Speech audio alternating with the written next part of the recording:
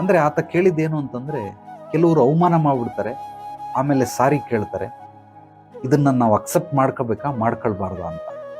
ಅದನ್ನೇ ಅಡಕೆಗೆ ಹೋದ ಮಾನ ಆನೆ ಕೊಟ್ಟರು ಬರಲ್ಲ ಅಂತಾರೆ ಅಂತ.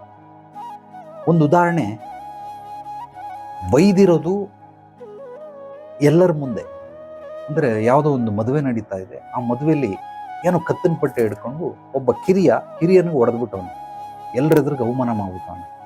ಈಗ ಅವನು ಇಂಡಿವಿಜುವಲ್ ಆಗಿ ಅವ್ರ ಮನೆಗೆ ಹೋಗಿ ಹುಡ್ಕೊಂಡು ಹೋಗಿ ನನ್ನ ತಪ್ಪಾಯ್ತು ಕ್ಷಮಿಸ್ಬಿಡಿ ಅಂತ ಕಾಲಿಗೆ ಬಿದ್ದು ಕೇಳ್ತಾವನು.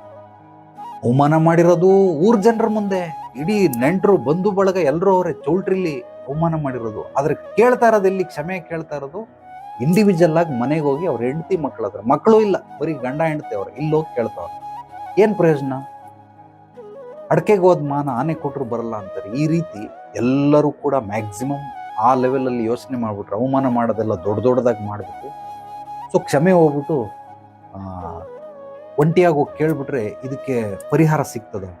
ಖಂಡಿತವಾಗ್ಲಿಲ್ಲ. ಇವಾಗ ಏನು ಮಾಡಬೇಕು? ಅದಕ್ಕೆ ಇನ್ನೊಂದು ಮದುವೆಗೆ ಯಾರಲ್ಲೋ ಬರ್ತಾರೆ, ಅಲ್ಲೋಗಿ ಎಲ್ಲರಿಗೂ ಅನೌನ್ಸ್ ಮಾಡಿ ಹೇಳಬೇಕು, ನಾನು ಈ ಥರ ಹೋದ ಮದುವೆಯಲ್ಲಿ ಅವ್ರಿಗೆ ಅವಮಾನ ಮಾಡಿದ್ದೆ, ಕ್ಷಮಿಸ್ಬಿಡಿ ನನ್ನನ್ನು, ನಿಮ್ಮೆಲ್ಲರ ಒಂದು ಸಮ್ಮುಖದಲ್ಲಿ ನಾನು ಅವ್ರಿಗೆ ಕ್ಷಮೆ ಕೇಳ್ತಾ ಇದ್ದೀನಿ.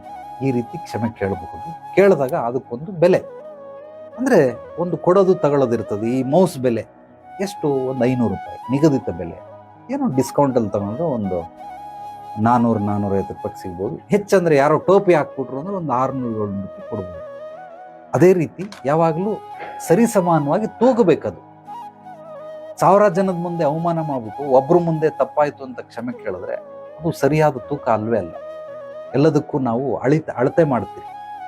1 kg ಟೊಮೆಟೊ ಕೊಡಿ, ಅರ್ಧ kg ಈರುಳ್ಳಿ ಕೊಡಿ, 1/4 kg ಬೀನ್ಸ್ ಕೊಡಿ, ಸೊ ಒಂದು 25 kg ಅಕ್ಕಿ ಕೊಡಿ, ಇದೆಲ್ಲವೂ kg ಲೆಕ್ಕದಲ್ಲಿ ಅಳಿತೀರಿ. ಅದೇ ರೀತಿ ನಮಗೆ ಏನೇನು ತಪ್ಪುಗಳನ್ನು ಮಾಡಿರ್ತೀರಿ ಅದನ್ನು ಕೂಡ ನಾವು ಅಳಿಬೋದು. ಅಳಿಯೋದಕ್ಕಿದೆ ಅಂತ ತಕಡಿ ಇಲ್ಲ, ಬಟ್ ಸೂಕ್ಷ್ಮವಾಗಿ.